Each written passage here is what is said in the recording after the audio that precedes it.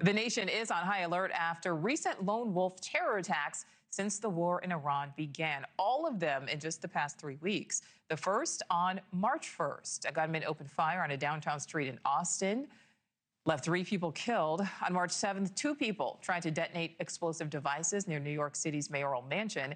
Then 2 attacks this past Thursday, one on Virginia's Old Dominion University campus, where a convicted ISIS supporter shot and killed 1 person, injured 2 others before he was killed. And then in West Bloomfield, Michigan, a man drove a vehicle filled with explosives into a synagogue there. Thankfully, no one was seriously injured, but that man did die in the attack. Investigative correspondent Rich McHugh joins us live. So, Rich, cities big and small are on high alert right now. Yeah, as they should be. You know, 4 attacks in recent weeks. They are lone wolf attacks, meaning by definition, they are perpetrated in active terror perpetrated by an individual or with a partner. And law enforcement says they are incredibly difficult to protect against.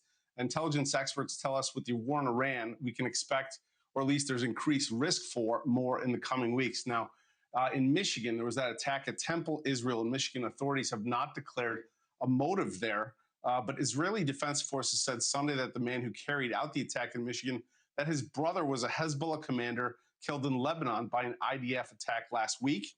The attack at Old Dominion University, perpetrated by a man previously convicted of providing material support to ISIS, and according to his indictment, repeatedly expressed wanting to die as a martyr. And authorities say that the attempted IED attack in New York City, ISIS inspired.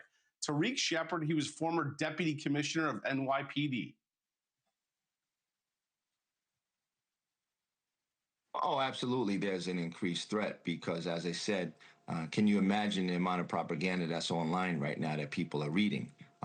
This conflict in the Middle East can be viewed as anti-Islamic, which could influence and motivate people to do a lone wolf style attack. So I'm very concerned when you see the behavior that happened in front of Gracie Mansion recently.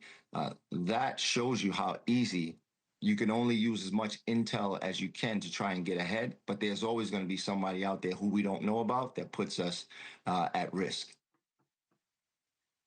Now, Tariq says, in fairness to police, New York City and otherwise, we can't stop these. And ultimately, we have to rely on people for help, the community. All right, so Rich, what are officials saying we can do as a country so we're not just sitting back and waiting for another attack? Well, yeah, so Tariq expounds upon that, and he says, look, don't just sit there, but at this time in this country, this is when the community needs to rally together and essentially keep your eyes open, keep your head on a swivel, and if you see something, say something. Take a listen. These people are very private. You don't know who they are. Many times they're online, reading propaganda, reading things that influence them, and then they just come out and do these things.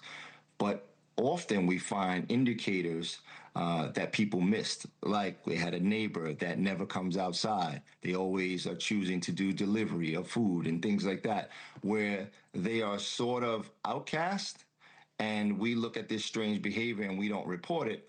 But now is the time to make sure if we see something, say something, and when possible, do something. That's important advice from Tariq Shepard, a former deputy commissioner of the New York Police Department, relevant for people not just in New York City, but the rest of the country. Nichole? All right, Rich McHugh live for us there in New Jersey. Thank you. Thank you for watching. Subscribe below and download our NewsNation app right now on your phone, and you will get fact-based, unbiased news for all Americans.